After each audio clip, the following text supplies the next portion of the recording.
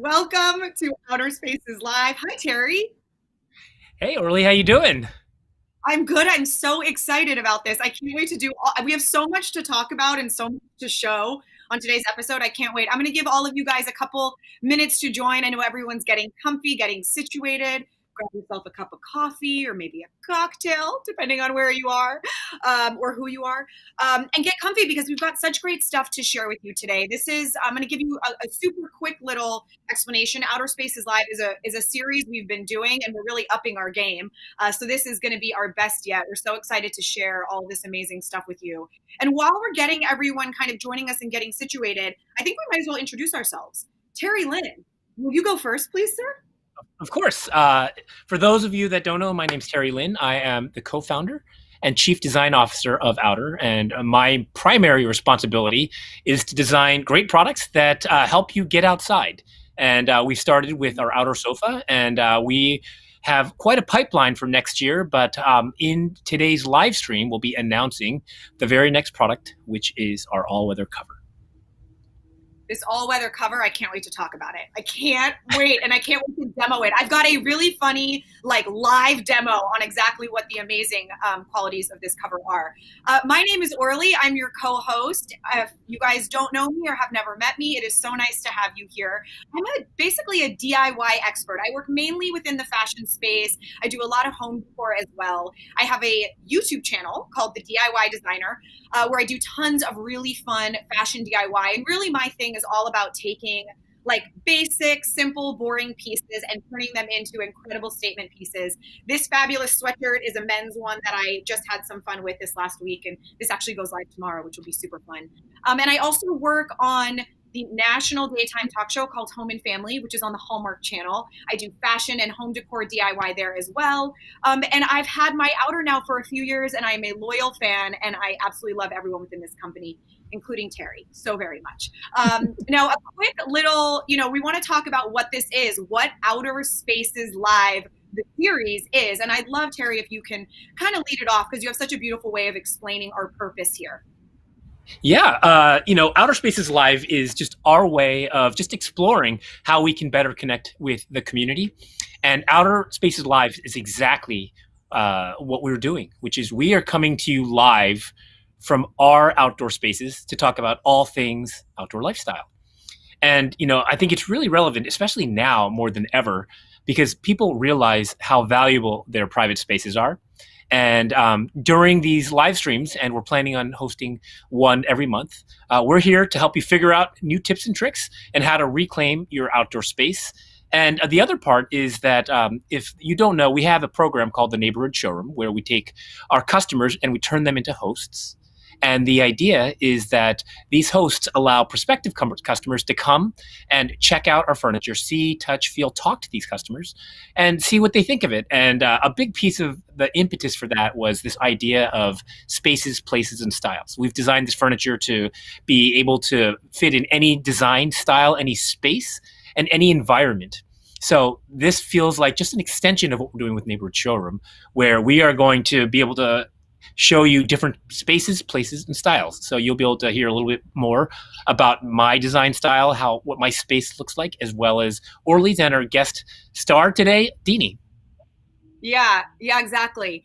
For me, I feel like the thing that I love so much about this series, Outer Spaces Live, is that it really gives us an opportunity each month to focus on something new and start to create content that's going to be really useful for you. So whether that's going to be DIYs or recipes or lifestyle experts, tips, whatever it is, it's our opportunity to really cultivate content that we think is going to be really impactful and helpful for you, and really start to create what feels like an actual show, which is so fun. And I'm just so excited. I'm just excited to be a part of it. And today, so as I said, right, we've got sort of a different theme for each one. And today's theme, which could not be better timing, is all about low maintenance living.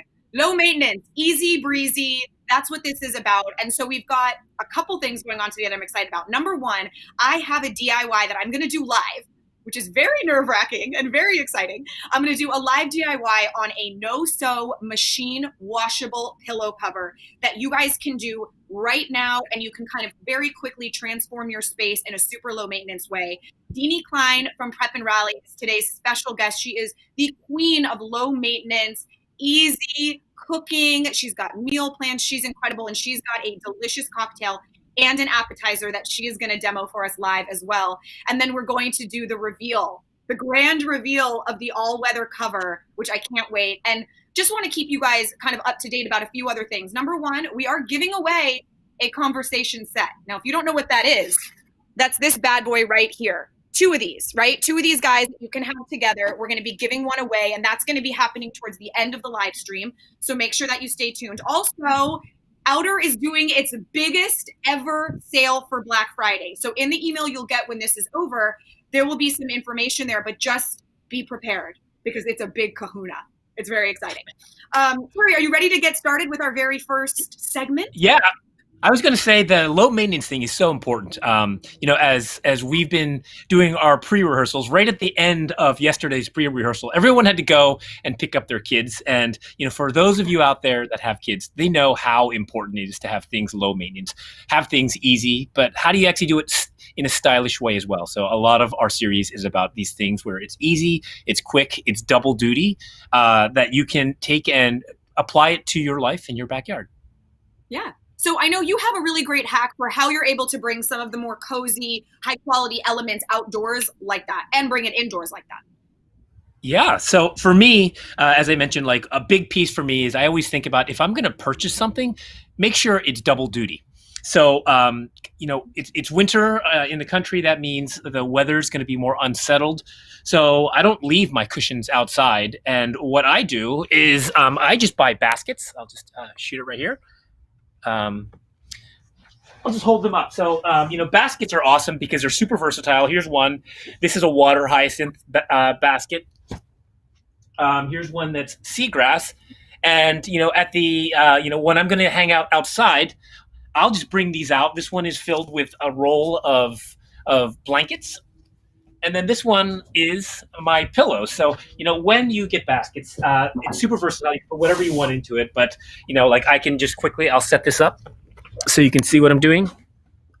I love this so much because number one, the baskets look beautiful. So even if they were sitting next to your door outside, as you walk out, it looks almost like really cool decor that's just sitting there. But the function is that everything's in one place and gets brought outside and then can obviously be packed up and brought back inside. So smart. Exactly.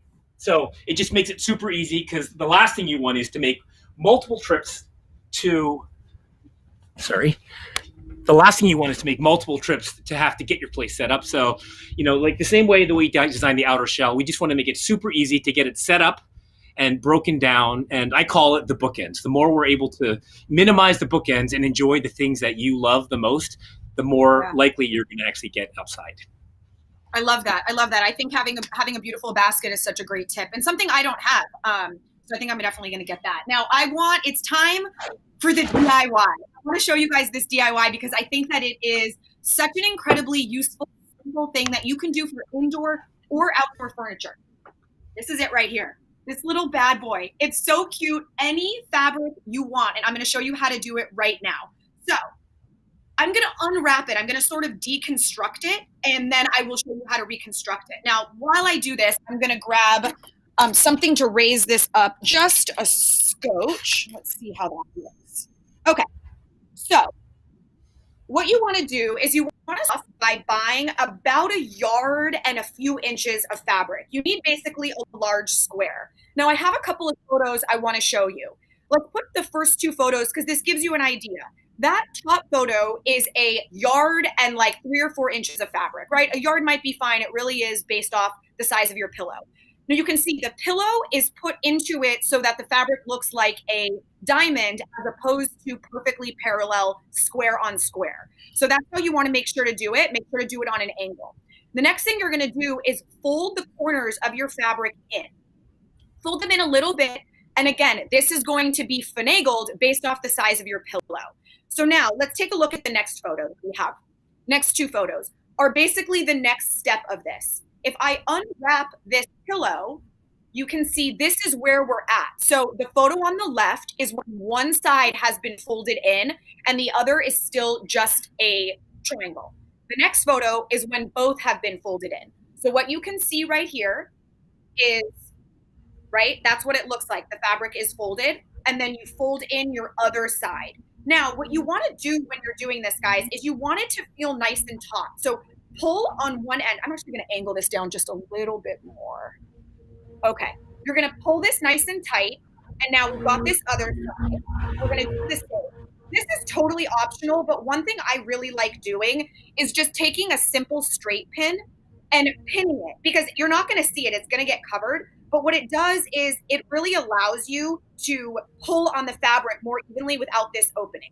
So there we go. Now we've got our little seam. Now all you need to do is gather up the sides.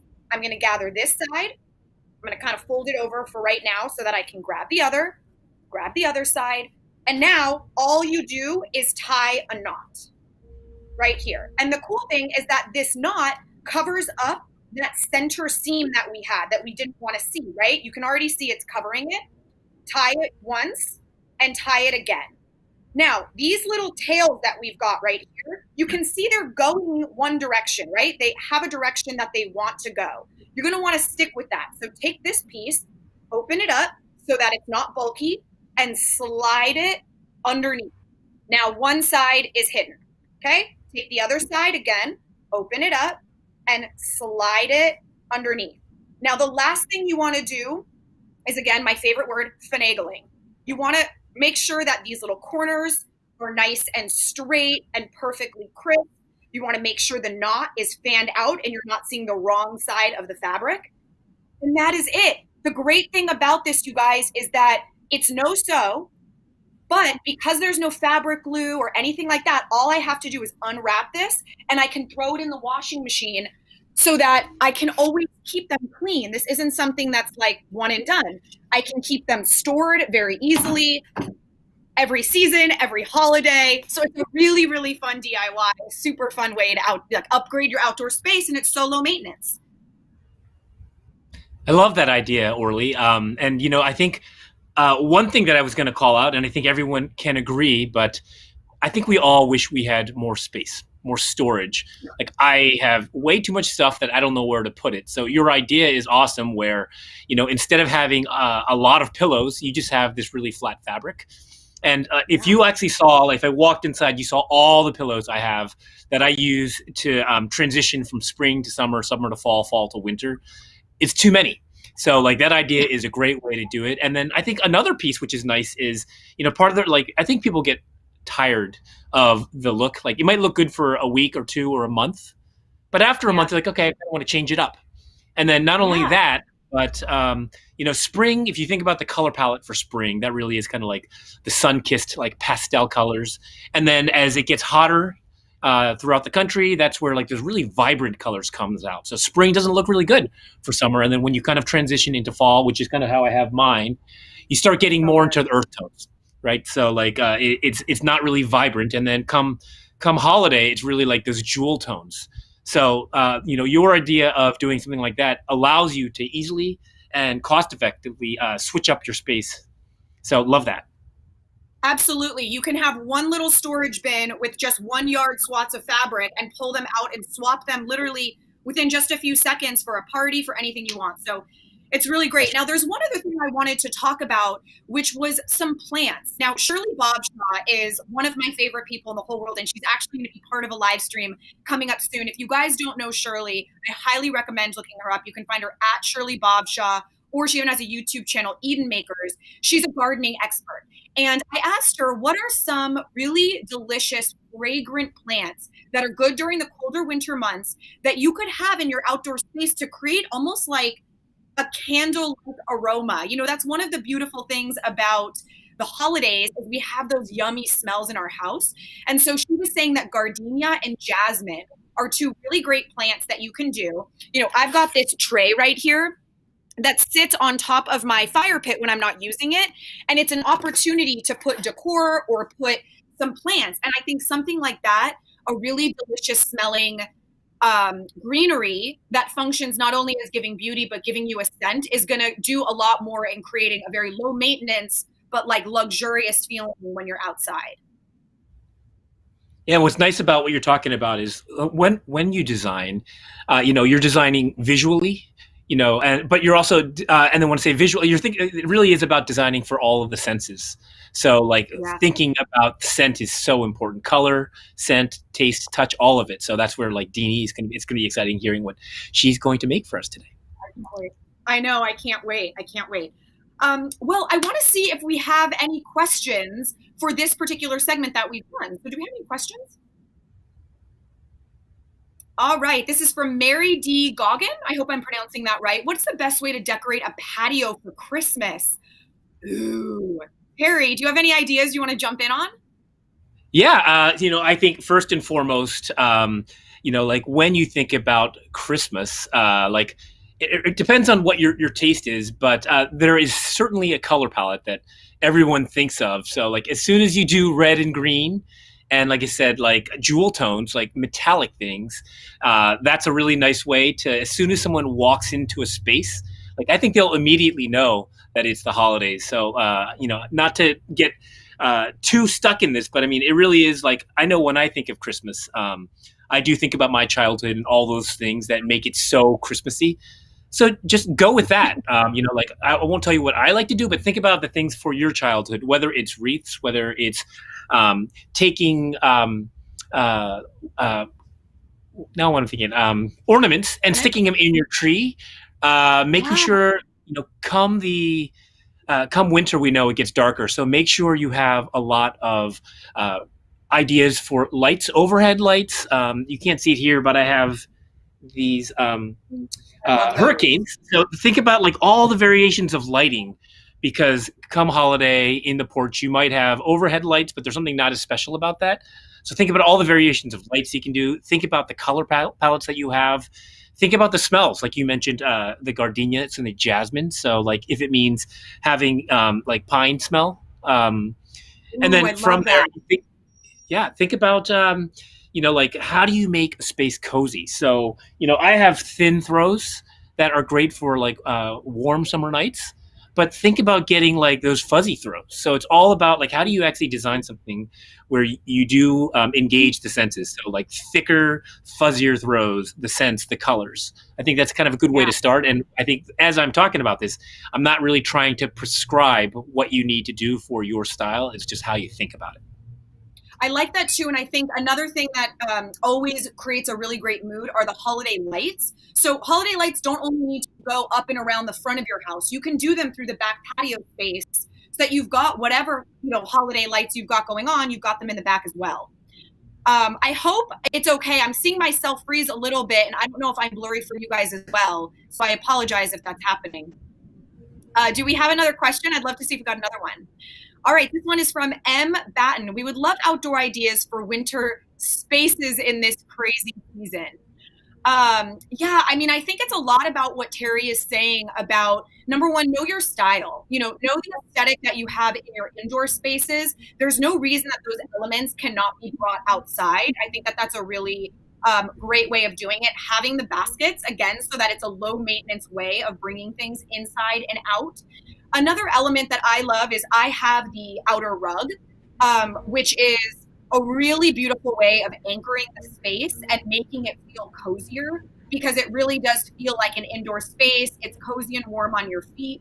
And I would say one other thing is, if you are in the position to get some kind of like a fire element, that makes all the difference in the world. So whether that's a fire pit, you could do like one like I have, which is like the glass with like actual gas coming out, or you can get one of those with real natural firewood, or a standing one like they have at restaurants. But I think making sure that you warm up the space so that you really are going to use it. Why have a beautiful space if you're not going to use it? So make sure that you solve those problems for yourself so that it's usable. So I love that. Those are great ideas. I think about, for those of you that go skiing or snowboarding, you have a great experience when you're skiing or snowboarding when you have the right equipment. And if you don't, you're going to be wet and soggy and cold, and you're not going to want to be out that much. So, I think it's a great question. It's like, if you are trying to winterize your space, or have a space where people can enjoy, think about what you need to make it comfortable. So as Orly said, think about heat. Think about things to protect you from the elements. Think about things like if you have people and you have a fire pit, how great would it be if you had insulated mugs where people could be, drinking their hot chocolate? Everyone has their own outdoor blanket to keep them warm. You could, depending on how special you want it to be, is they do have outdoors like heating pads. So, for those that go to watch football games in the winter, get something like a car seat heater, but for your outdoors so you can sit on it. So to me, it's all about just thinking about what is it that you're trying to solve. Heat is one. So what are the ways that you can think about heat? Lighting is one, because who wants to be sitting around in the dark, warming your insides. So to me, like, those are easy things. And I would imagine for that question is about how do you make sure you stay warm? And, also think about this. How special does it feel when you're in the middle of winter and it's snowing and you're hanging out in a hot tub? It feels pretty special because, it's like 32 degrees out, it's snowing on you, and you're in a nice warm bath. And having an outdoor space it's almost like that. If you can design your outdoor space to feel like your outdoor hot tub, you're going to want to go out more, and doing so by having the right tools and products to be able to allow you to do so. Yeah, God, that's so true. Let's take a look. We got another question from Claudia Herrera. Hello from El Paso, Texas. Hi, Claudia. So glad to be here and loved both the basket idea and the pillow cover. We'll try both very soon. I love that. That wasn't a question, but just a fantastic compliment that made us feel great. Yeah. So Claudia is going to say one other idea is that, I know my design philosophy is I call it scrimping and splurging. So, think about what matters and what you want to actually invest in, and then think about those other things that you can scrimp on. And, I do think pillows are one. I can tell you all of my pillows that I have on my space are indoor pillows. I did that because it's about a quarter of the cost of outdoor pillows. So one way to squeeze it even further is pillows come in standard sizes, 18 by 18, 20 by 20, 16 by 20. There's lumbar pillows. And why not do something where you get a solid pillow of one color? And once you do that, let's say it's an 18 by 18, as you think about having an assortment of pillows, you can just buy the covers themselves. And now you have a base pillow that could be a color, and, like kind of playing off with what Orly said, instead of having the fabric, you can actually just have a cover and then just kind of replace it as you go through the seasons. I love that so much. I know we have another question. Right before we take it, there is something I want to show. For those of you that are new to outer and you don't actually know this, one of the reasons you can get away with using indoor pillows is because every night when you close up for the night, you can put your pillow right in front. I'm going to angle this down so you can see. This is really what made me obsessed with the outer sofa. You're going to lay down your pillow here. You're going to lay your decorative pillow in front. And in the back, attached to the back of the seat, is your cover. This is called the outer shell, and it actually Velcros to the bottom. So if you wanted to take it inside, you could, although our product reveal later is going to show you why you don't need to do that. But this is how I close mine up every night. And then you just roll it back. And so that's a really great way to be able to make sure that those indoor pillows stay in such great shape, because every night it's getting packed up beautifully. All right, let's take a look at this next question. I just saw it pop up there. I want to take another look at it. There we go. From Sam Fansteel. I hope I said that right. And if not, I apologize. From a designer's perspective, when working with a smaller deck space, is it better to fill the space with a larger sectional or smaller? That's a great question. And Terry, I know you have a smaller space that you use in your backyard, and you've got a thought process on this. Yeah. My space is 12 and a half deep, but probably about 16 feet. In my opinion, it's better to not fill the space. Like, the last thing you want, remember this, like, why are you getting outside? You're getting outside because you want the room to be able to breathe and move around.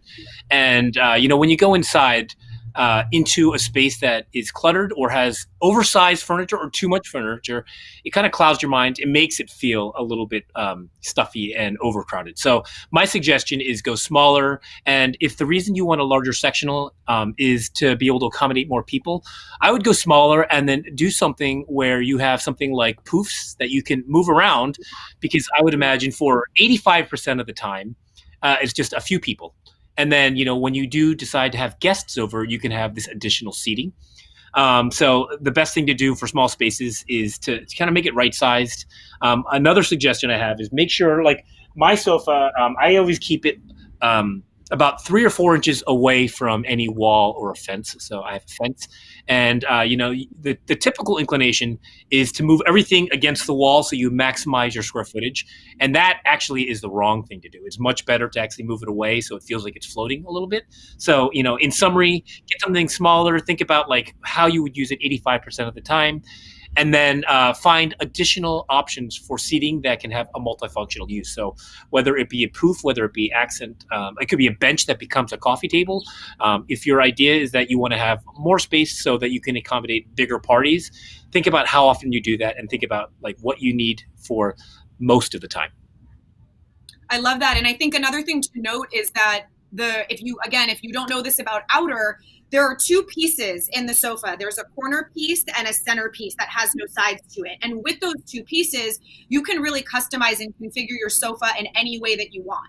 So I have a conversation set, which is two individual pieces on either end, plus a 3-piece sofa, which is 2 ends and a middle. What I can do though, is they're not so heavy that I can't rearrange them when I have guests. So if you get a sofa for yourself that works just like Terry is saying, for 85% of the time, and then when you have guests and you want to separate them out a little bit, you can do that. That's one of the reasons it's very modular, which is one of the reasons that the outer sofa is so great, regardless of the size of the space that you have. All right, let's see if we have another question. This is so fun.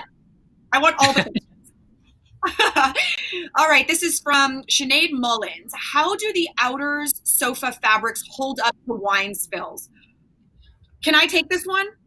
Of course. Okay. I'm going to share my personal experience, and then Terry, I need you to give me all the logistics because you know why. I don't know why, I just know the how. So when I first got my outer and I was trying to decide if I wanted to do it, and I've got video of this, I literally poured black coffee on a white outer sofa. I don't understand how this is possible, but I am not lying. I swear, all I had to do was take a cup that had some soapy water in it, pour it over the coffee, which pushed it off, and then dab it. And I'm not kidding, within 60 seconds, there was no sign that coffee was there. Now, you need to explain how and why this happens, but I can attest to it. I have 2 monstrous little children that try to destroy everything in my house, and my sofa still looks perfect. So please tell me this. Yeah, Sinead, I don't know if you've seen it, but there are videos that we've done. So Orly has a video of her pouring coffee on it. I've done videos showing me putting ketchup, mustard, and barbecue sauce on a white cushion cover. And it was as easy as me taking my hose and spraying it off. Why? And I'll tell you, like, the big thing is, like, when you think about stains, there's oil-based and water-based. Wine is super easy to get off. It really is a matter of you spraying it off with a hose. The way we do this is we do have a coating on our fabrics. One, our fabric is eco-friendly. It is like when you think of most outdoor fabrics, people probably think Sunbrella, and Sunbrella is an amazing fabric. The reason we don't use Sunbrella is because of our dedication to trying to create sustainable products. And with Sunbrella and many of the other fabrics that it's actually made with solution dyed acrylic, which is not recyclable. So it actually made us take about a year longer to develop our product because we actually have designed our own fabric. We designed the shape of the thread to the weave of the thread and to the performance characteristics of the thread. So a good way to say it is like a lot of what we're doing is we're actually looking at other industries. We have designed it by looking at like the performance apparel industry. So we do have a coating that helps get it off. It's eco-friendly. It's Prop 65 free, so we have nothing that's on the Prop 65 list. But yes, it's super easy to get wine spills as well as everything off. And what we can do is if you send me an email, I'll forward you the links to our YouTube of showing you how you get stains off. Yeah, it's highly satisfying.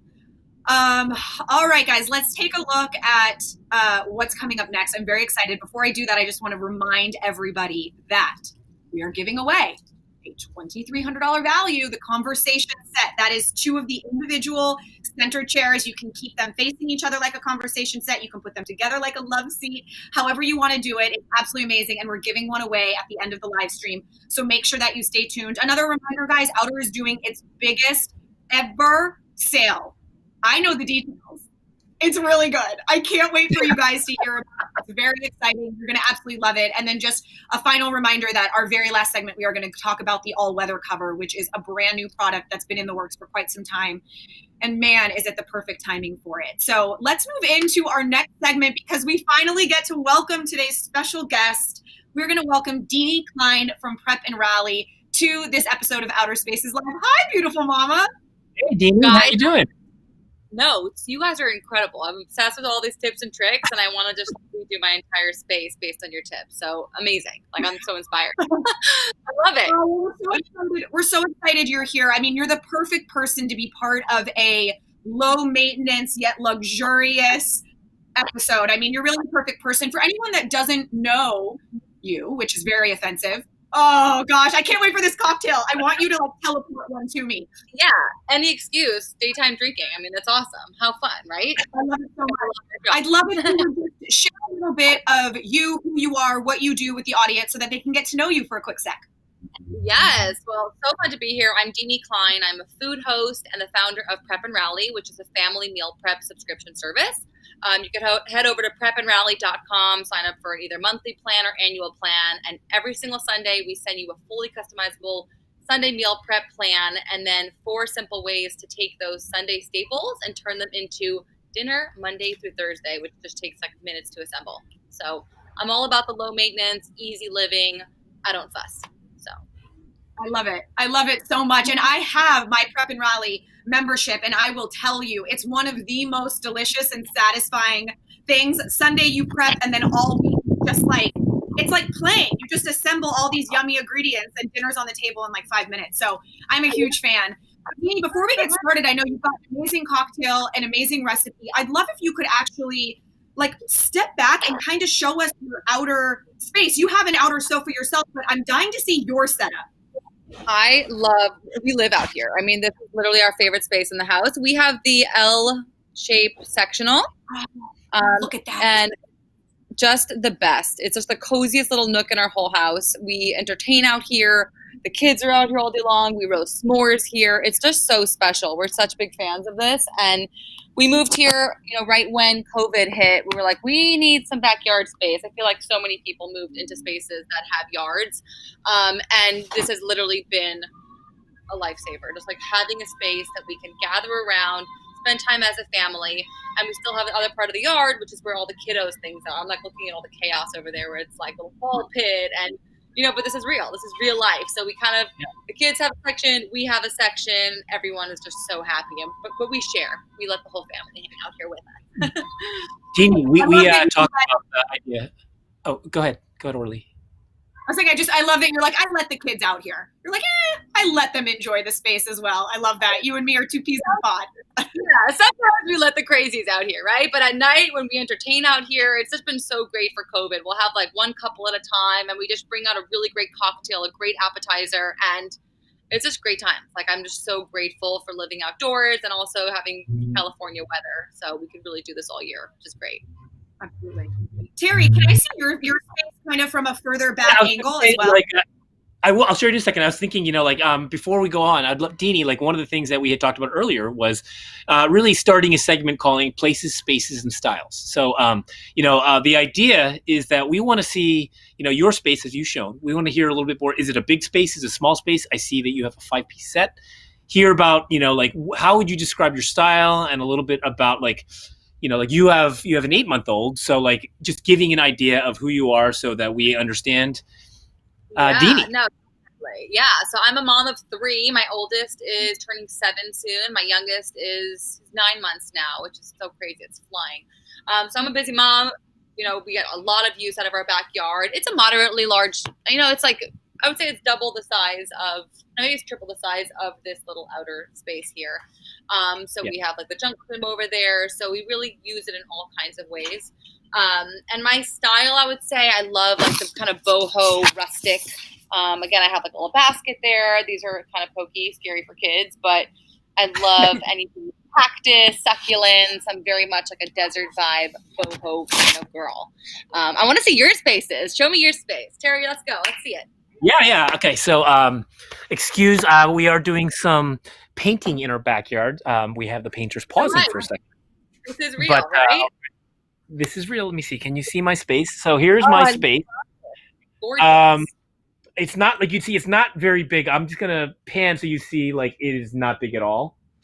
But like I do utilize my space. Like I think you could do something like this in like a 12 by 12 space. And for me, let me just come back here. I'll just leave it. My style, I would say, actually, I don't think I have a style. I think as a designer, my style has evolved. At first I was super modern, and I realized modern just was not comfortable.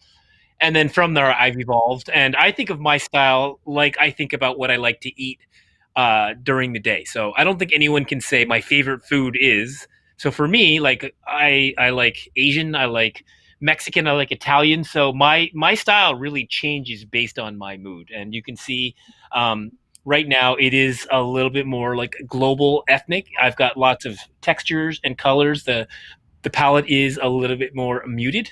But come spring, you'll see how it changes. That's my space. I love it. God, it looks so cozy. I love that so much. Or can you see yours? Yeah, Dini, let's see yours. Oh yeah. Let me put my blanket back where it's supposed to be. Okay. So I've got a little basket on the fire pit right now as my sort of stand. So ignore that. But here is my space. Let me try to get out of the sun. So I have, like I said, I've got 2 of those chairs right there, the kind of conversation set, and we've got the same pillow, Dini, which I love so much.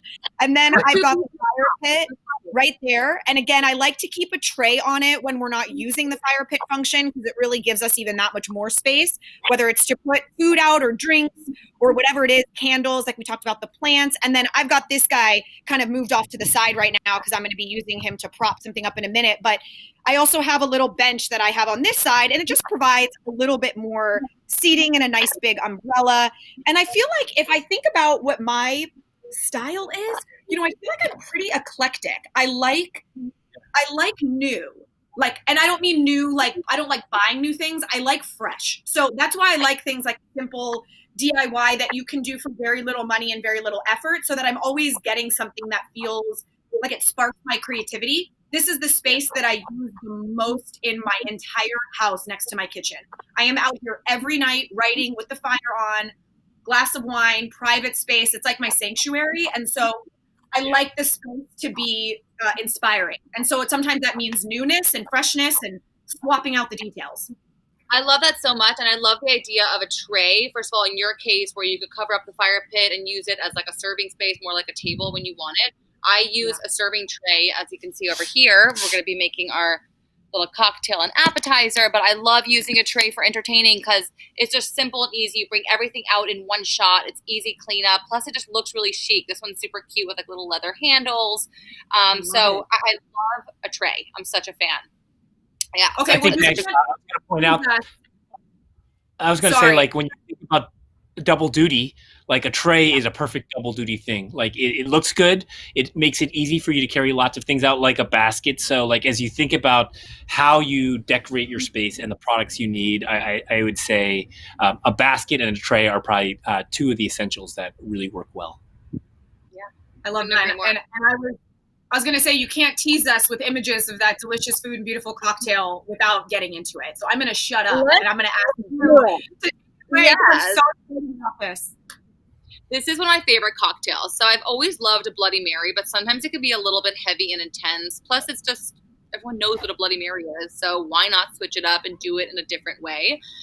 Citrus season is in winter time. So we're really getting into lemon, citrus, grapefruit, orange. Plus, we have an amazing mandarin orange tree in the front of our house. And the top ones, the top of the tree are like almost ripe. I'm so excited. So we're going to be making tail long. So what I've done is taken a typical Bloody Mary, which is the tomato juice base, and added some orange in there. We have some fresh lemon juice, chili spice, which is one of my favorites. So you add a little bit of warmth there, some spice, little sugar spice, and everything nice. And of course, we have our vodka. And of course, if you wanted to kind of switch that out with some tequila, by all means, use anything you like. There you go. There you have it. How beautiful is that? And then either you can garnish it. Isn't that so pretty? It's just such a warm photo.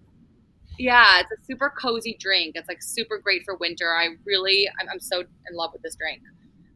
So shall we make it, you guys? Yeah, please do, because I'm curious about the proportions of the tomato juice and how much orange. So I want to see this one come together.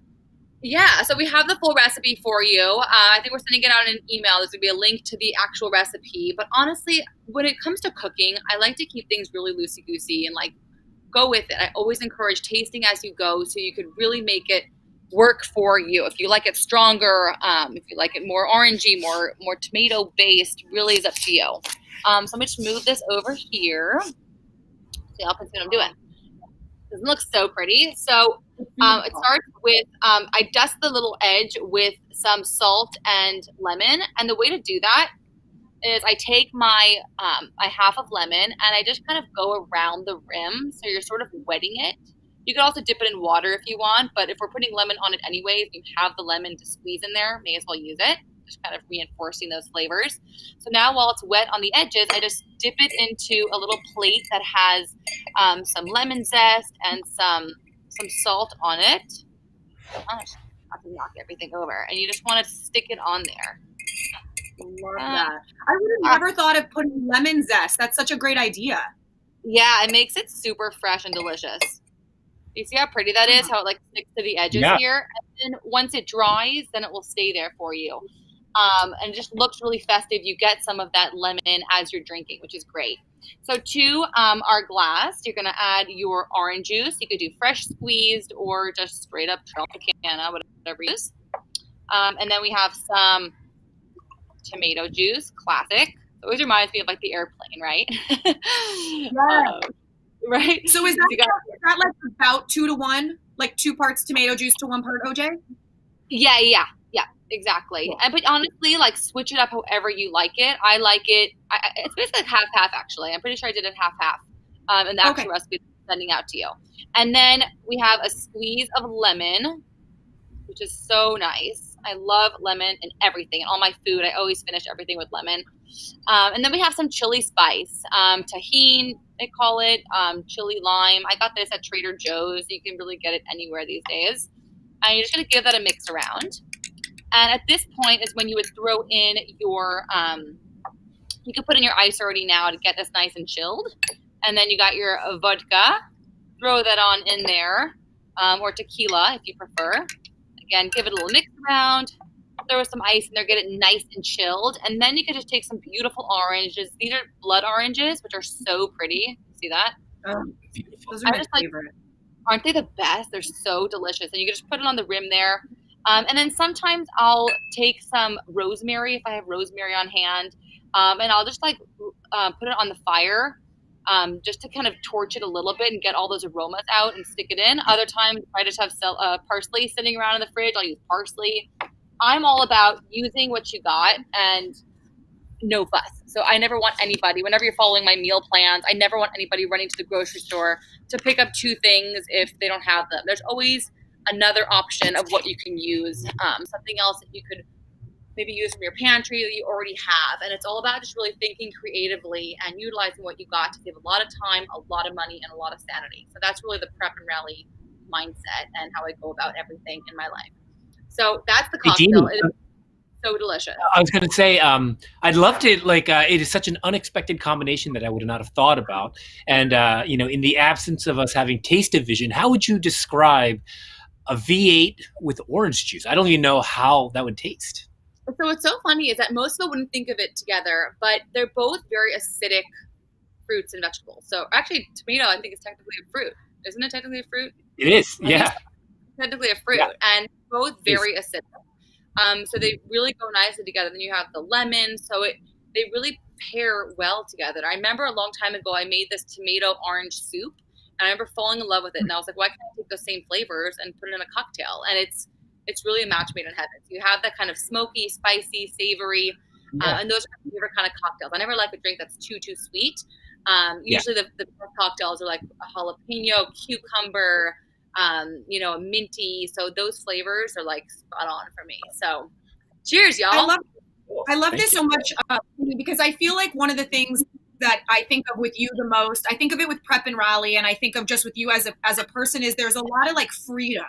It's a lot of like, there are no rules. There is no right and wrong. These are all interchangeable elements. So I feel like it's such a liberating thought if we could all click into that headspace when we're cooking, if we're being creative, when we're doing something creative, when we're looking at our outdoor spaces. Really, it's that idea of like everything is interchangeable and you could swap and, be free. I feel like that's so your motto. And so I feel like this cocktail is like a perfect representation of that. 100%. I'm starting to write my first cookbook now, and that is what I want to convey. Yeah, I know, it's upsetting. It's all really new. We're pumped to get started on it. But that is really my message to the world is like, I don't want you to ever look at a recipe and see one ingredient that you don't have and be like, no, that's not going to work for me. I want you to be like, no, Dini showed me that I can do it by swapping this out with that, and I can make it work. Or my kid doesn't happen to like that, or I have an allergy to this. Let me throw that in instead. So that's like the prep and rally mindset. Be really resourceful, creative. I started in fashion, so I have a creative background, and we spoke about it the other day, how it's like they all connect, fashion and design and the cooking. It's all the same side of the brain, putting things together, colors, textures. It's just the best. It's my favorite. It's just the greatest thing to be able to create something from nothing and be super flexible about it. And that follows the whole low maintenance living. 100%. Yeah, 100%. exactly. Which perfectly leads us into this appetizer, which could not be more simple and delicious. I can't wait to learn how to make this. Yeah, so these are our olive pizzettas. I'll hold it up for you guys so you can see it. And speaking of using what you got, I didn't have olive tapenade in my my fridge, but I did have some canned and jarred olives in my pantry. So I was like, okay, let me just stick it in a jar. I did it in my stories today on my Instagram, where I basically just blitzed it with an immersion blender, and that's what olive tapenade is. It's just blended up olives. So it saved me a trip to the grocery store. I did not have to go to the grocery store to get my olive tapenade. I made it myself. So all this is little pizza rounds, which I buy already cut into little circles, and I keep it stored in my freezer for last-minute appetizers, last-minute fun dinners for kids. It's such a great staple to throw anything onto and call a meal. It's just the greatest. So I basically just took a little pizza round, which looks something like this. I thawed it. All right, and then I just stick it on a baking sheet with some parchment paper. Here's our olive tapenade that I made myself. And all you're going to do is you take your little olive tapenade, you put it on your little pizza round there, and then it's just cheese, you guys. Does it get any easier? Like, I don't fuss. And you bake it until it's golden and crispy and delicious, and it looks like this. They come out cheesy and bubbly and golden brown and delicious. And again, you could put anything on these. So if you don't like olives, use artichokes. You can even blend artichokes with the olives. Sun-dried tomatoes. Use anything you like as like your glue. And then you just put that cheese on top and you bake it, and you have the greatest appetizer. You look like little Susie homemaker coming out to your backyard like, hey guys, look what I just popped it out of the oven. So definitely give it a shot. It's super simple. That looks so delicious, and I'm so hungry. You just mentioned, like, if you didn't have olives, what are some other things that you would put on the pizza or the pizzetta? Artichokes are amazing. Sun-dried tomato, and a lot of these things are things that you could keep stocked in your pantry at all times. I'm all about, doing a grocery shop that you could really store away and save for another time to throw together really last-minute amazing meals. So, like, I loved keeping lentils in my pantry because you can make lentil burgers one night, and you could keep black beans, things that are shelf stable. And especially in a time like COVID, it's so great to have things that are just ready to go for you. Tofu lasts a really long time in your fridge, so I love keeping boxes of tofu in the fridge. So I'm all about just, doing a nice big shopping and keeping things stashed away so that you could really come up with last minute meals, appetizers, whatever it may be. And you know what I love so much about the idea of the little mini pizzas is I feel like anytime something is shrunk down, it instantly feels a little fancier. And it also instantly feels great for entertaining because it's sort of individual serving size. Whereas anything you would put on a pizza, if you just made these little mini versions, if you made like a little barbecue chicken one, a little like pesto and goat cheese or something. Like any of them in little mini versions just look like you're at a fancy restaurant or something. 100%. Plus, you save on dishes because you don't need plates, you don't need forks and knives. You literally just pass this around. Everyone just grabs one. They grab a cute little cocktail napkin, and these are actually disposable. I'm so in love with these. Can you tell? It comes like on a roll. You would love these, Orly. It comes on a roll, and you tear off individual little cocktail napkins, and they're kind of like a linen material, but they're supposed to be one-time use. They're so cute, and I love them for entertaining. You bring them out here, everyone grabs the little pizzetta, you grab your little napkin, and you're good to go. This is so good. So delicious. Well, I feel like we probably have a ton of questions for Dini, and I'm dying to hear the answers. Let's see what our first question is. All right, first up from Sarah L. Any tips on how to host others and serve food outdoors in a way that's socially distanced and safe, but still fun? Yeah, so I think what we were saying is like make things individual. Like we're doing a lot of work with brands and coming up with dishes that are single serving, especially for like Thanksgiving. Let's say if you're having people over, making little individual bread puddings, things like that, where you could really make it easy on you, but also make it socially distant and safe. Everyone gets their own, contaminating anyone else. I think that's a great way to do it, and obviously having a nice space where you can kind of spread out if you have individual little poofs, as you were mentioning, Terry, where people could kind of not sit right next to each other, but kind of spread out in the space, right? What do you think about that? Yeah, I love that. And that's also, I didn't think about it until earlier, but, Terry, when we were talking about the benefits of the outer sofa being so modular and being so easy to move around, you actually could do that very easily. You could host a large group, and instead of keeping your sofa, you could actually, Dini, take each of those pieces with very little effort and spread them around the entire backyard, and everyone could have their own little bubble. If you want to be having a larger group and you want that distance. So that's another really awesome option with the sofa. Yeah, I think that idea is exactly right. Like pods, like this year, rather than us like gathering at a big table, it's going to be dispersing among many tables. So the idea of a pod is a good way to think about. If you're having a gathering of more than you've done in the last 6 months, that's probably the safest thing to do. Yeah, that's great. Well, do we have another question? All right, this next one is from Ben Davidson. Oh, I love your photo, Ben. I would love to see a cookbook tailored to outdoor living. Ooh. All right, let's do it, you guys. Let's do that. It could be an entire book all about like living casually and simply outdoor entertaining, simple, easy lifestyle hacks entertaining. What a great idea. Let's do it. I'm down. Ben, I was going to tell you, as we're working on new products, we have been thinking a lot about that. And, when you think about the aha moments, it's that when you're doing outdoor cooking, it's usually, I would say the guy for now, that's standing in front of the grill with his buddies. And that really isn't a communal thing. So we're actually talking about how you do social cooking. So I won't talk more about that, but we are thinking about what do you do to actually absorb this entire thing of cooking and community all together.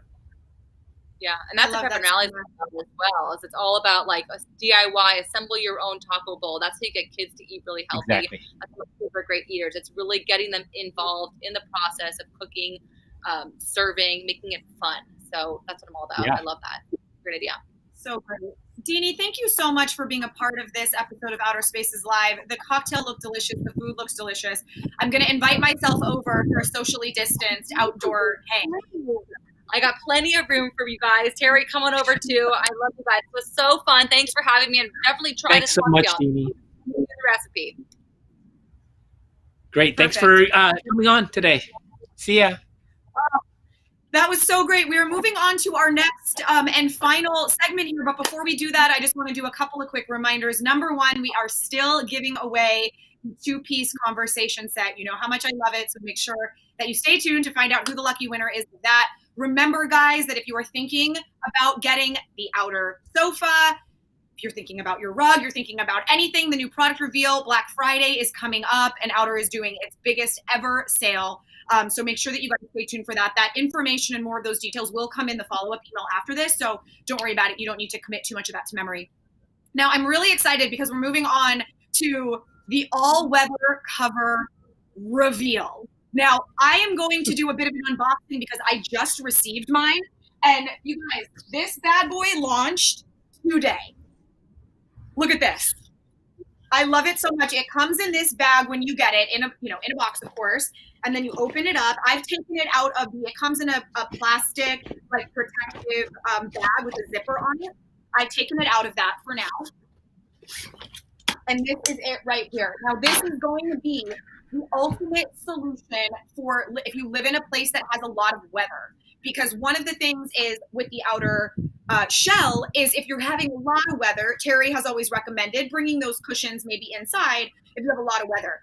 This has been in the works forever. And while I get my sofa set up, ready to demo it, Terry, I want you to kind of take it away and give the details about how you actually developed this product over like the last year or even longer. So yeah, I'll start. First is, what Orly showed is actually just a surprise that we have for our customers. And I'll show it here.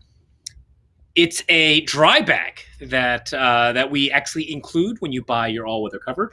And the idea is that you can use it as storage, but more importantly, you can use it to carry to the beach, to do your yoga, to the park. But it's just an additional thing to help with being able to carry stuff. So we wanted to make it double duty, so it could be storage, but also something that you would use otherwise. For our all-weather cover, you'd be surprised, but we've been developing it for a year. In fact, I have my all-weather cover that I've had for actually the whole year, where I've been testing to make sure that it's worked. And we've designed our all-weather cover the same way that we think about our outer sofa. And there's a book that I read when I was younger, and it was called All Things Great and Small and All Things Bright and Beautiful by James Herriot. And he's a British veterinarian. And the idea is that, we're putting just as much detail into something as insignificant as a rain cover as we did in the outer sofa. So let me tell you some of the ahas that we had when we designed it. So first thing, and I think many of you will be able to relate, but rain covers are a pain in the butt to put on. Most of you probably have grills, and it's hard to put on. Now think about something a lot bigger. It's just hard. Second, these rain covers are baggy, so they don't look really good.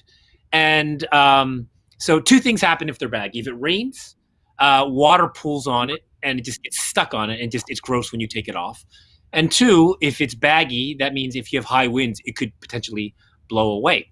So before we started designing it, those are the things that we thought about in the design. So what you're seeing Orly do is, what you see is we've designed it so that it actually looks good on the sofa. So that when the cover is on, you could see that it actually is tailor fit. So that's one thing. The second thing is that zipper that you see. We did that so it's super easy to put on. We know that it's really hard to actually put on covers, and this is an easy way where the blue waterproof zipper helps you index which corner it needs to go on. So how many of you have put on a fitted sheet the right way? I would say maybe 50% of the time, and many times you get it on the wrong way, and you have to turn it 90 degrees.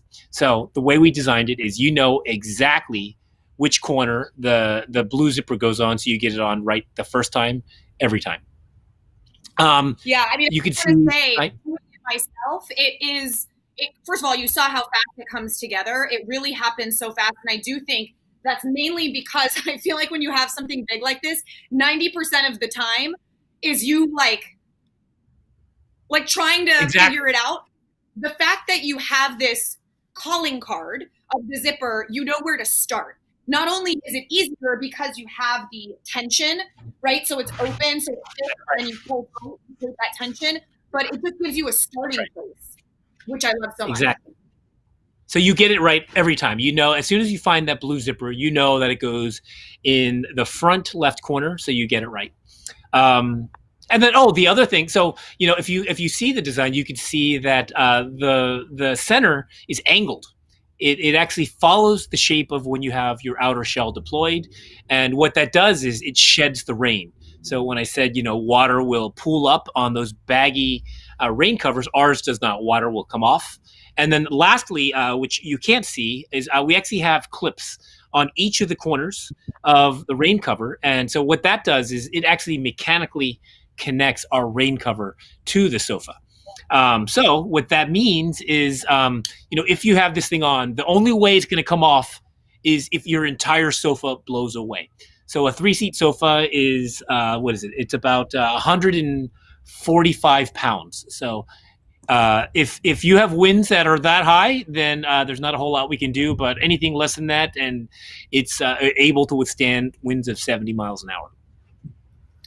I would like to call out my pot right here, because this was my computer stand when I was demoing the DIY pillow. And when one of you was on camera, I ran and hit it, but there it is for all to see. You're welcome, world. I do want to show you guys something funny real quick. Well, not funny, but I mean, useful. I want to show you 2 elements that are so great about it. Now, I've never done this before, so this could go one of 2 ways, and I'm pretty sure it's going to go awesome. I'm going to take my hose and I'm going to spray it.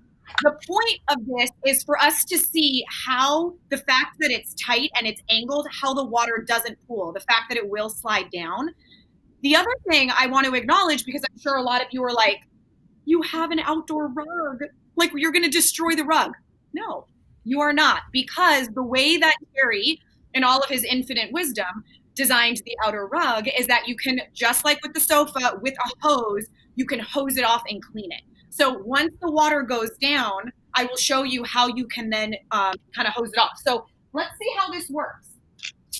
By the way, I got this thing because I am not messing around. That's a pressure washer. Wow, nice. Anything you would like to say before I do it? Okay, all right. Go so for it. Turn it Go for it.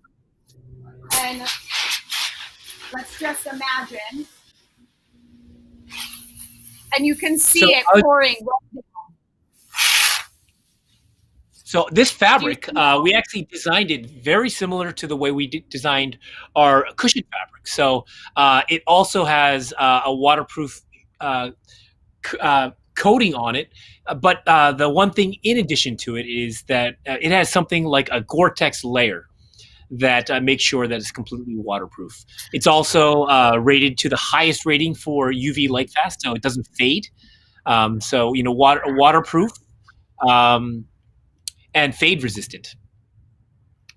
And then what you can do, let's see if I can do it on this angle here. When I like to clean my rug, what I do is I turn this guy on full effect, and I literally just go like this. And you push the dirt off of it. Nice. I mean, first of all, it's the most therapeutic thing you've ever done. But I don't know. You need to tell me where you got that, Orly. Oh my gosh. I need one of those. Hold on. Turn this off. I'm sure it's really loud. It is the best. First of all, this is just a little extension you can find on Amazon. It's a water pressure extension for a regular hose. There's a couple different little things on it. This is great for, as we're talking about low maintenance living outside, is having things like this that can do a deep clean without needing to like hire a crew and do a whole thing. You can do this with something like this. Turn your hose at full blast, turn this on. And I love it for the rug because what it really does is it like vacuums it almost. It like pushes the dirt off of it in these strong lines. And I do it all over the backyard. So something like this, which is honestly like $30, is a great solution for sort of, low maintenance outdoor living. I need to get one of those. Yeah, you do. You do. Well, is there any other notes before we move on and announce the winner? Any notes that you want to share about the outdoor cover, or if we do have any questions, we can pop those in. But if there's anything else that you wanted to share, I'd love to know. No, so it just launched today. As I mentioned, like this was a development that we started over a year ago, just to make sure that we got all the details right. It is something that I believe is the first of its kind. I don't think I've seen a furniture rain cover that does this. So yeah, I'm super excited about this, just as excited as I am about when we launched our outer sofa. Yeah, and you can see how easy it is to take off. I mean, once all you have to do, even when it's soaking wet like that, all I did is just sort of fold it and roll it into itself. And now I just pop these guys off. It's one of the most low maintenance pieces of furniture you're ever going to own. That's really why outer is so incredible. So that's why this felt like such a perfect focus for today's live stream, because it really is like the calling card of outer is I feel like living a luxurious, comfortable, cozy life in the most low maintenance, simple, livable way. Let's see if we have any questions about the outer shell or about anything in general. We can go back into an old segment. I'm like winded. What does that say about me? All right, Michelle Malden. My yard gets lots of hotness with sun. Will this experience much fading from the sun? Terry. I'll take that. Yeah. Hey, Michelle. No, it won't. I'm going to show you something. I'm going to show you how bad something fades, and then I'll show you what mine looks like. Here's my Weber grill cover. It used to be that color. Oh my gosh. And it's like for fabrics, there is a test you do that does test UV light fast, which is basically fading in the sun. All of our fabrics that we develop are tested to 2,000 hours, so they're rated to the highest that they do. I'm going to do something right now where I'm going to show you. I haven't done this yet, so it's first time on camera. What the cover looks like. It's dirty because I've had it for over a year. It's been through winter and rain and a lot of salt because I live by the ocean. And I have a brand new one, and I'll show you what it looks like. Hold on a second. Oh, I love when things happen while you didn't. Very exciting. You guys don't know we didn't plan this, but we do. We didn't plan this at all. Here is the one that I've had for a year. And when I compare it, it basically looks the same. So it is designed like our fabrics, which is it's basically good for 5 years. That's just the way we think about it. We are designing for the outdoors. So it is the highest that you can get when you think, now I'm like wrapped up in all of the covers. It does resist very well to fading in the sun. The way I have mine set up is a lot like yours, Michelle. I have no coverage. I'm just looking at the sky. And, I think what's a little bit worse for me is that I have like ocean and salt and sand. So I have a pretty extreme environment, and it did perfectly out here. I love that so much. Do we have any other questions? Let's take a look. All right, Sarah L. I saw that the cushions have waterproof liners underneath the cloth covers. How waterproof are these liners? Does that mean that the foam ... I wonder if we can get that second part of the question there. Yeah. I'm assuming it's going to say waterproof. Yeah. When we were designing the sofa, there was a number of questions that were like, well, why don't people do it this way? Outdoor foams, for those of you that have had outdoor furniture, has a certain feel to it. And it's actually not very comfortable. When you sit on it, you sit on top of it. And it's designed so that water passes right through. Our question was, why do you want foam to get wet in the first place? Because if it gets wet, that's a back cushion. That's a little bit different. That's got a polypropylene filter. Yeah, so the seat cushion is a little bit different. Ours are, it's not 100% waterproof, because if it was, that means when you sit on it, it feels like you're sitting on a balloon, which we learned. In our first prototypes, we did it where it's fully sealed, and when you sat on it, it felt like you would sit, and then it would just kind of like flatten out. So what we've done is we put a little vent, let's call it, which is like mesh in the very bottom of the cushion so that air escapes easily. And we had to do that so that you didn't have the balloon effect of sitting on it. So, the way we've designed it was that if it's raining and it gets wet on the top or on the sides, it is protected from the rain.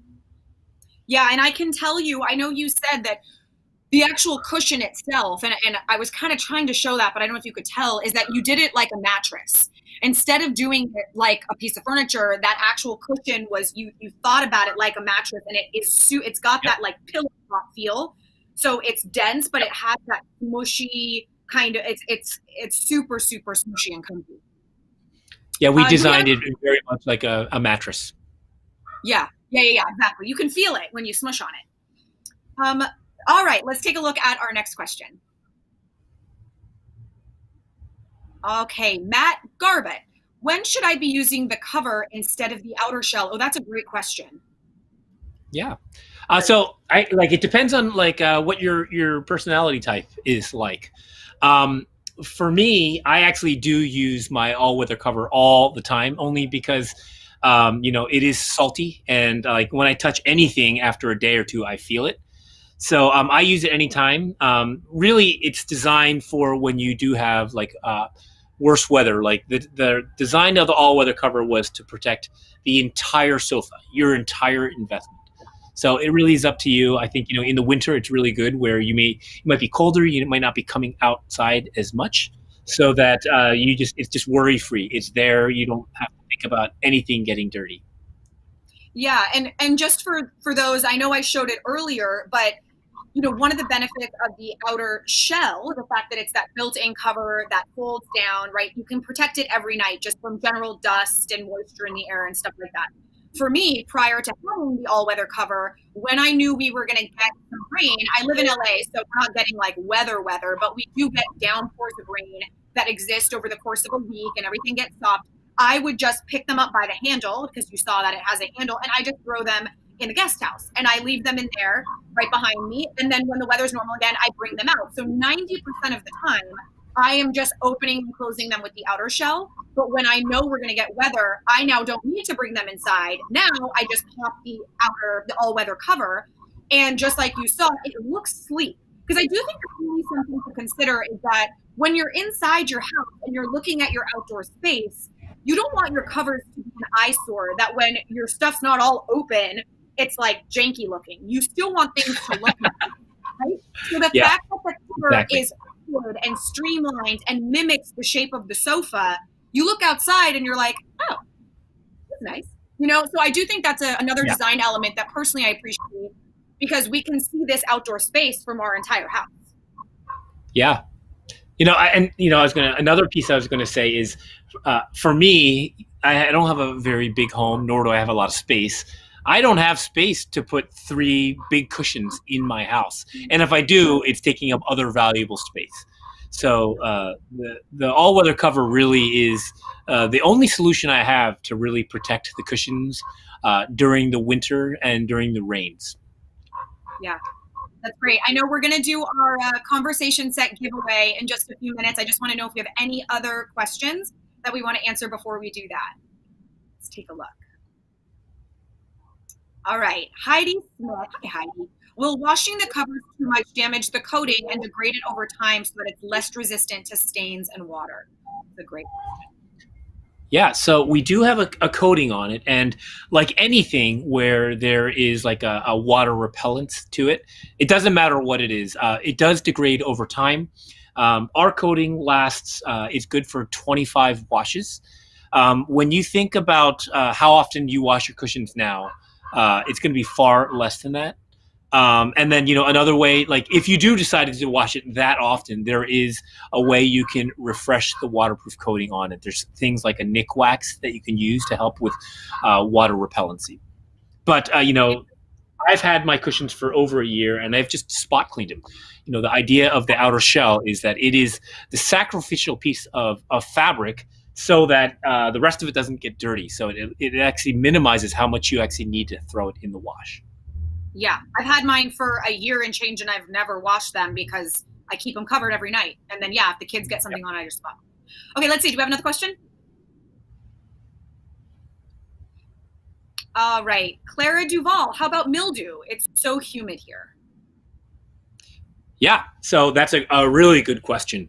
And it's something that we learned over time, honestly. So when we were developing this thing, we did have some problems, like in full transparency. And then we realized that there were other things that you can do. So, in all of our products right now, we do have an antifungal, anti-mold coating on it. So when you think about like your clothing that has like that silver, it's got like silver built into it. We do have like a fungus, like an antifungal thing. So it does actually resist mildew.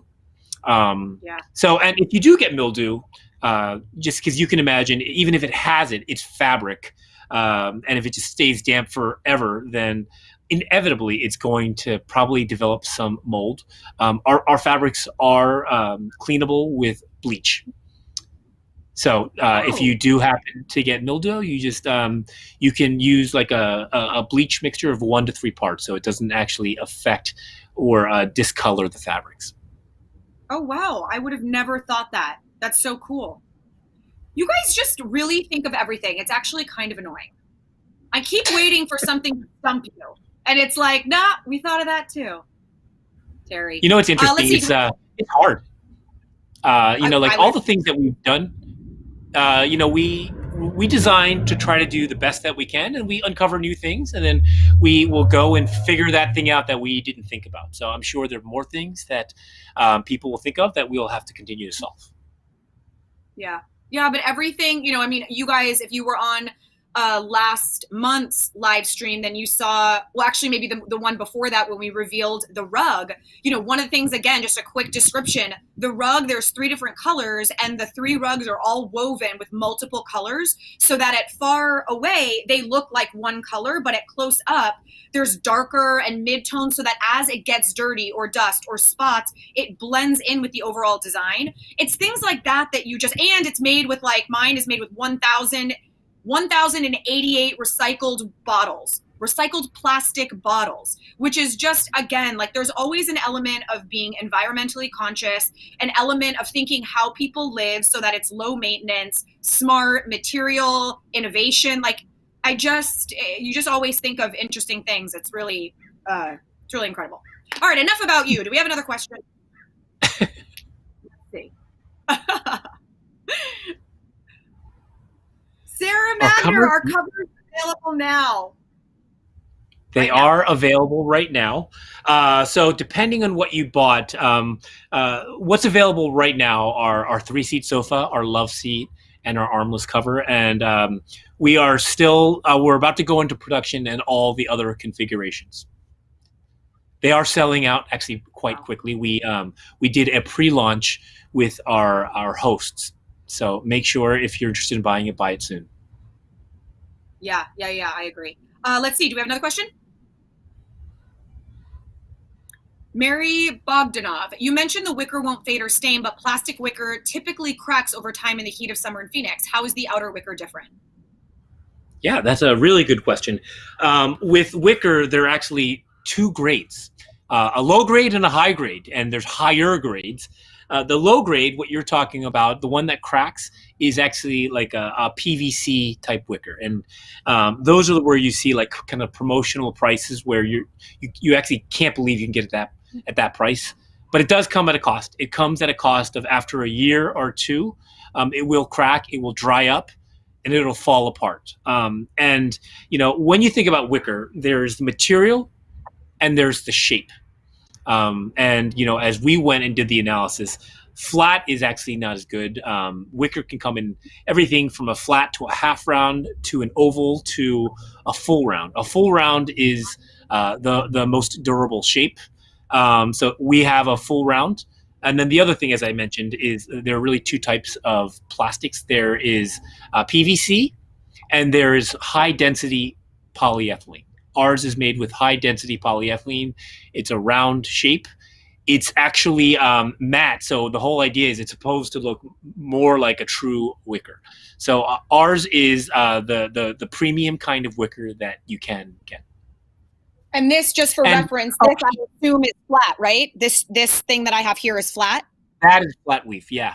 Okay. Mary, I was going to tell you one other thing. I did a test, and I took a swatch of our fabric, and I stuck it in an oven at 225 degrees for 3 hours, just to make sure it didn't melt. You got to do the test. So, Mary, as long as the temperature in Phoenix doesn't get to 225 degrees, you're okay. Oh, I love that. All right, let's see if we have another question. These are good. You guys are thinking of everything. Ben Davidson, there's my man again. With this new cover, can you leave the cushions out during the winter months? I've heard from a couple other retailers that cushions should be taken inside during the colder months. Ben, it's actually really smart to bring them inside. It is fabric. It's fabric. It's foam. It's stuff that Like if you think about anything else that is a fabric or foam, you probably wouldn't leave it outside. I would say you should bring it inside with the caveat that if you have an all-weather cover, it should be fine. There's other things that I've heard, but this is not our product. But I had some friends that said they left their furniture outside, even though it had a cover on it, and he was up in Lake Tahoe, and in the spring everything fell apart. And the reason it fell apart was because 10 feet of snow was sitting on it, and depending on the density and wetness of the snow, that's a lot of weight. So, depending on where you live, the all-weather cover should be fine. But if you live in an area where you do have a lot of snow accumulation, it is a better idea to bring it inside. Blake thinks this is very serious business. Okay, let's see our next question. All right, Blakey, this is from Sinead Mullins. How regularly are potential customers using the showroom feature now during COVID? And how about pre-COVID? Oh, that's interesting. Yeah, that's a really good question. I mean, right now we've actually halted the neighborhood showroom visits for good reasons. We want to protect our customers. We do have customers that do actually talk to potential customers where they're able to share like their experiences with depending on where they live, if it's hot, if it's cold, if it's wet, if it's snowy. So like right now, if you are interested in visiting, usually it'll be a video call. And if you want, we can connect you with customers that live in an area like you. Oh, the other piece I was going to say is we are in about 150 cities. And our goal for 2021 is to get to 1,000 showrooms across the country. So it makes it really easy. One, for two reasons. One, we can continue to product test to see, like we are in 49 states right now. So we're able to basically product test in every type of condition you could think of. And then from there, any customer, depending on their condition, can eventually go talk to these people to see how our product fares in those conditions. I love that. Great. Next so cool. question. All right, let's see what our next question is.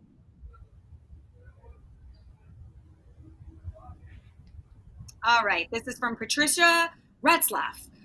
Have you guys had anyone reporting that squirrels ever nibble on the wicker part? The chairs we have now have a woven material that's kind of plastic and rubbery, and a squirrel has been nibbling on it.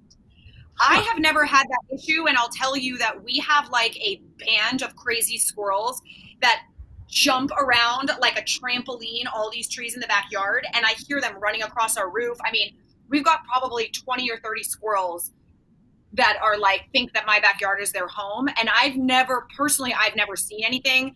And like, I would think that if there was an issue, I would experience it because of the amount of squirrels that we have in all these trees. So I have personally never seen anything like that in my space. But Terry, what about you?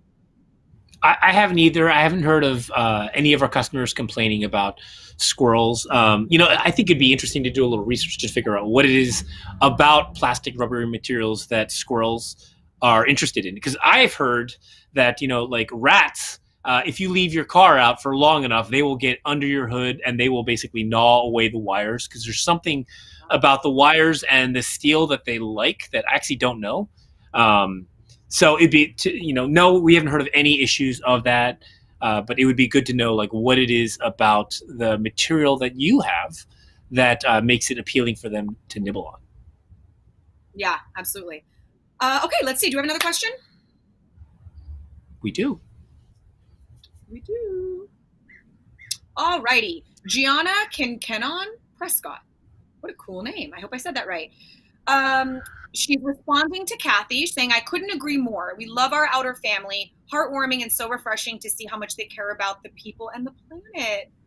What a lovely comment. Kathy, shout out to you. Love to you. Kathy is someone that I've texted a bunch. I've even sent pictures of my daughter.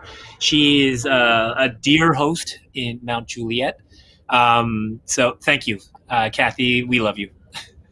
That's so amazing. And I want to piggyback on that and just say, there's a lot of people right now behind the scenes that you guys aren't seeing.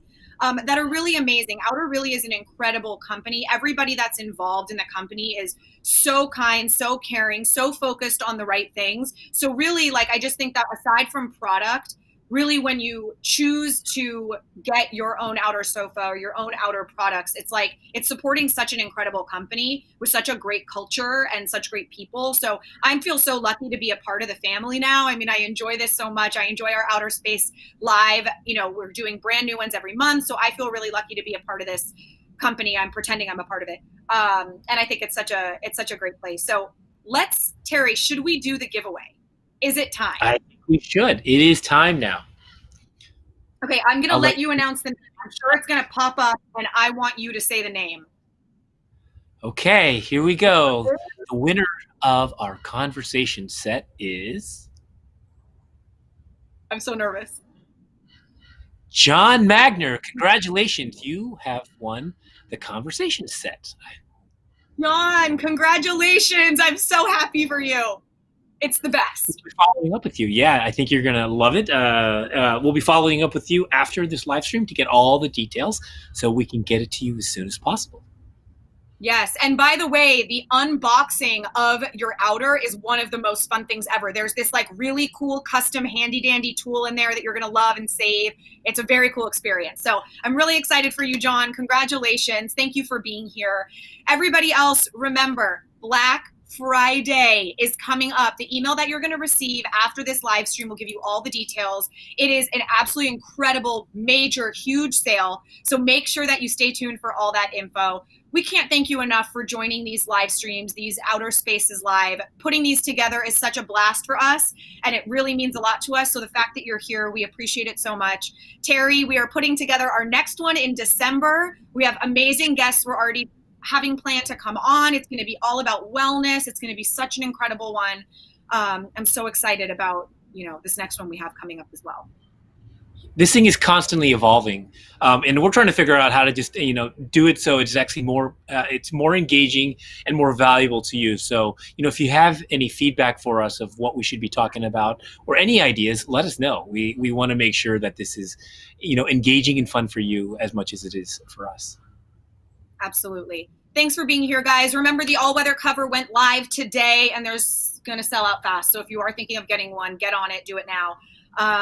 Thank you, guys. Thanks so much for being here. We'll see you next time. Thanks. See you next month.